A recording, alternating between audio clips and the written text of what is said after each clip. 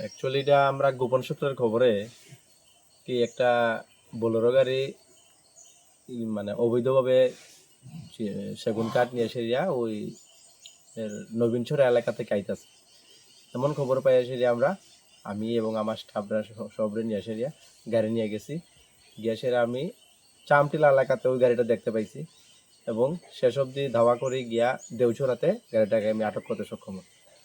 তো গাড়িতে কিরকম মাল ছিল? গাড়িতে আনুমানিক 2-2.5 কাম হবে। এর বাজার মূল্য কত হবে? আনুমানিক লাখখানিক। আচ্ছা, তো এরকম অভিযান কি আপনাদের সবসময় রয়েছে? আমরা চেষ্টা করছি এমন অভিযান যাতে বজায় রাখতে পারি। আচ্ছা।